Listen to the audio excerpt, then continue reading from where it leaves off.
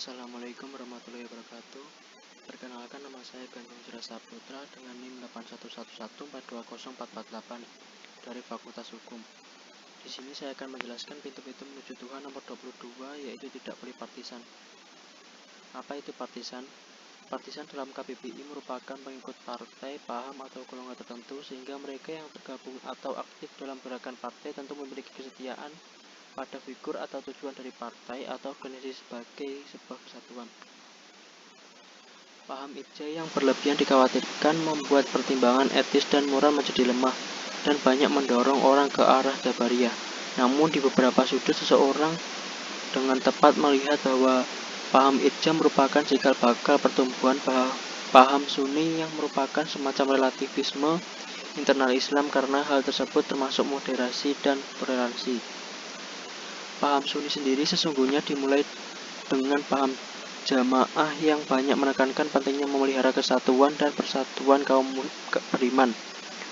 Orang beriman adalah jamaah yang tunggal di bawah agama Allah. Kesunnian ditambahkan sebagai penegasan segi metodologinya, yaitu bahwa mereka setelah kepada kitab suci berpedoman kepada sunnah.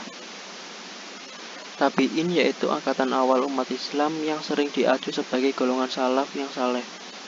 Menurut Ibnu Taimiyah, dalam memandang pribadi dari kalangan kaum salaf itu tidak boleh bersikap partisan dan sektarian yang mengambil bentuk pengikut kemutlakan, karena tak seorang pun di antara manusia termasuk kaum salaf sendiri yang bebas dari kesalahan.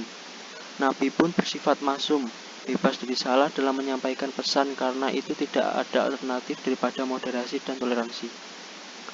Dalam masalah ini, hendak diketahui bahwa seorang yang agung di bidang agama para tabi'in, baik dari kalangan ahli bait atau rumah tangga Nabi atau lainnya, terkadang terjadi padanya sejenis pemikiran ijtihad dengan dibarengi dengan prasangka atau semacam bahwa hawa nafsu yang tersembunyi, sehingga karenanya menghasilkan sesuatu yang tidak sepatutnya diikuti meskipun ia kalangan para wali yang bertakwa.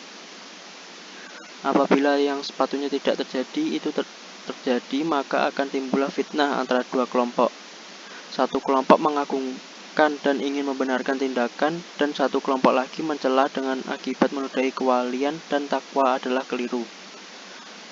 Barang siapa menempuh jalan moderasi, maka ia akan mengagungkan orang yang berhak untuk diagungkan, mencintai dan menyayangi, serta memberi seorang haknya menghormati yang benar dan mencintai sesama makhluk.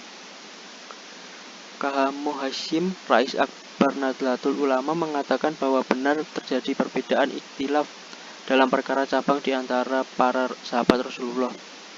Namun tidak seorang pun dari mereka memusuhi yang lain. Demikian pula terjadi perselisihan dalam perkara cabang antara Imam Abu Hanifah dan Imam Malik radhiyallahu anhu dalam berbagai masalah yang menyangkut ibadah dan muamalah. Begitupun tidak seorang pun dari mereka memusuhi yang lain, sebaliknya mereka tetap mencintai semuanya, menunjukkan sikap yang bersih kepada sesama saudara mereka, dan saling berdoa satu sama lain untuk kebaikan bersama.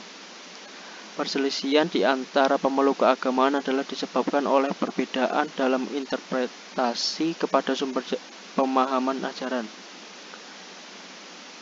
Hendaknya dari kamu semua ini membentuk kelompok yang mengajak kebaikan, memerintahkan yang pantas dan mencegah yang tidak pantas. Mereka itulah orang yang bahagia, dan janganlah kamu seperti mereka yang terpecah belah dan berselisih setelah datang kepada mereka berbagai ajaran.